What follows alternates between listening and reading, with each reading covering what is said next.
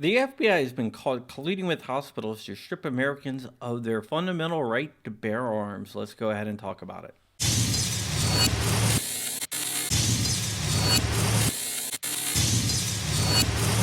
What's up, Wolverines, and welcome back to John Crump News, where we talk about everything 2A related. I'm your host for today, John Crump, and today we're going to talk about a story that I started on back in 2019.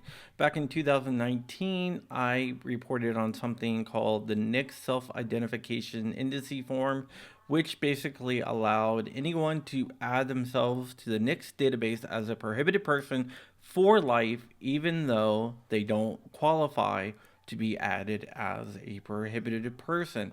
The FBI was playing really coy with this and didn't want anyone to know. In my FOIA request back then, where I broke the story on AMLN News, it looked like the FBI was adding people from 2016 to 2019 using these self-identification forms.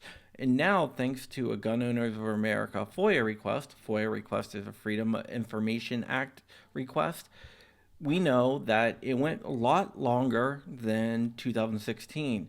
It looks like it's been in use since about 2011, and it also looks like hospitals were colluding with the FBI in at least 6 different states to strip patients of their constitutional protected right to bear arms. These patients went to outpatient treatment for any sort of mental disorder, and doctors got them to sign away their rights, which is kind of counterintuitive because these people were not able to own a firearm because their mental judgment was not correct, but they can sign away their fundamental right for life.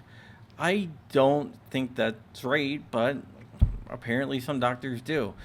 A lot of gun advocates worry that a lot of these patients did not know what they were signing or were pressured into signing it by doctors. Like, doctors could say they were going to withhold treatment until they signed these forms, which is a scary thought. We do know the FBI has been less than transparent when it comes to these forms. We actually have emails showing that they didn't want people to know these forms actually existed. In fact, they wrote a whole article about that. And when I originally found the forms back in 2019, when they released the FOIA request to us, they also said they stopped using the forms right at the same time, which was a really weird coincidence. And they only said that they used it for that 3-year period, which we now know is false because we have forms from 2011.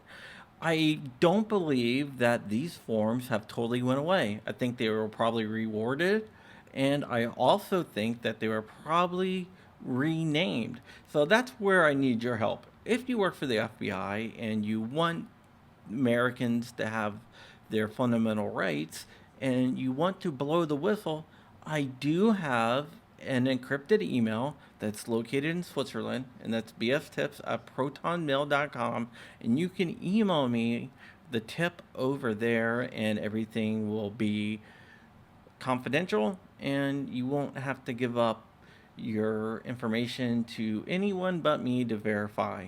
Also, I have a Signal, and I can give you the Signal if you email me over there, and we can discuss things that way. Signal is encrypted, and I know there's no 100% failure proof encryption or anything like that, but it is safer than using like a Gmail or anything like that.